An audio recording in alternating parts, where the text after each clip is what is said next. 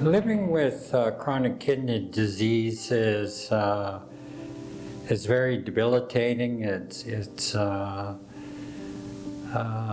very frustrating that you're unable to perform at the level that you're accustomed to most of your working life.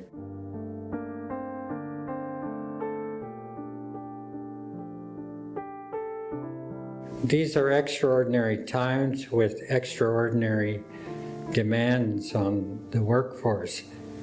And when you're compromised by chronic kidney disease and being in a state of fatigue constantly and finding yourself dozing off and wanting to nap and just not available not only to your colleagues, but in my case, my grandchildren, they represent endless energy and they want to be doing things constantly. And when they see me napping in my chair and unavailable to them, you know, their first reaction is, did I do something wrong? Is Grandpa mad at me? And so they begin to ask questions. Why is Grandpa always tired? Their primary question is Grandpa going to be okay? You know, is Grandpa going to die?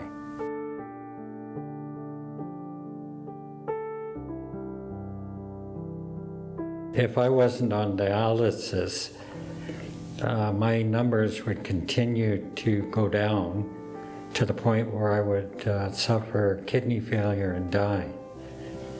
And, you know, that happens sometimes in the middle of the night. Dialysis is keeping me alive. And I go into the local hospital here 3 times a week, Monday, Wednesday, and Friday.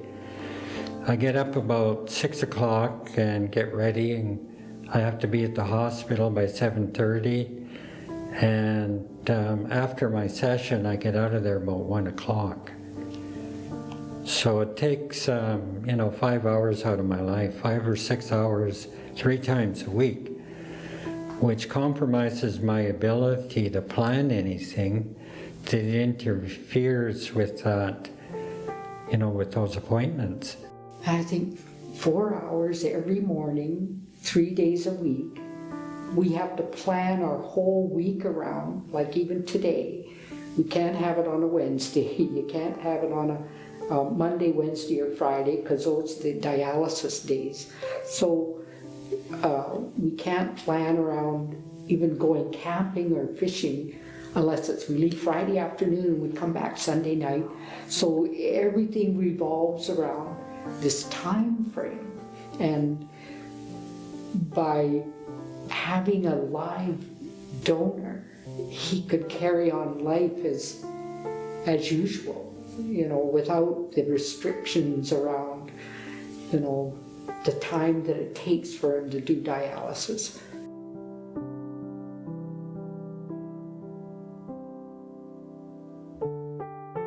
Um, 24 years ago, or thereabouts, we went through this in regard to me receiving a liver transplant.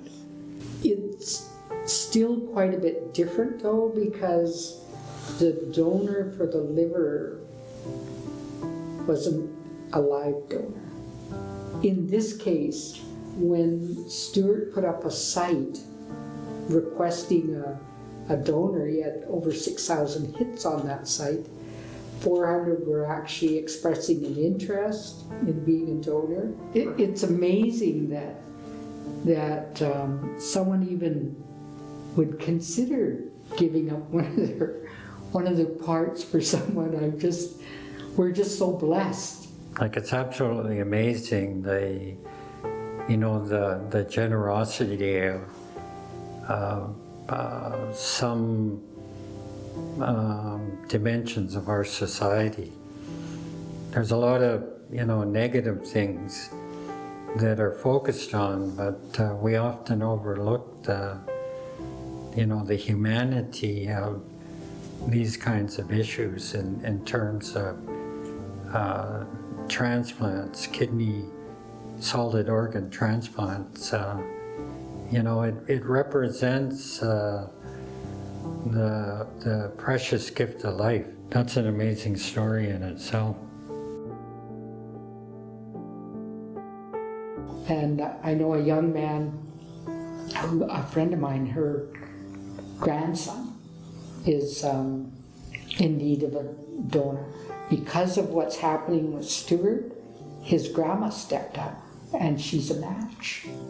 And she's going through the process of being a donor for her grandson. And I think that's amazing, but I don't know of too many of our community members that would even think of being a donor. And if they were, some are disqualified because of previous debilitating diseases. Such as Hep C or things like that. TB. Tuberculosis, because of our, you know, our past being unhealthy, because of colonization and poverty.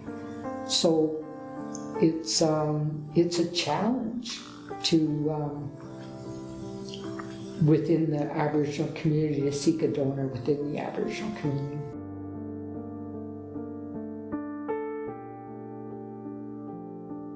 I think for Indigenous peoples, like our history has always represented loss. Having things taken away, language, culture, spirituality. Sharing one of your kidneys, I think, would firstly represent a loss. Somebody taking something away from them.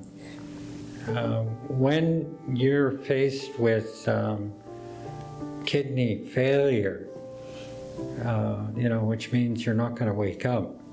It reveals almost a hidden humanity in a lot of our people, not only Indigenous people, but non-Indigenous.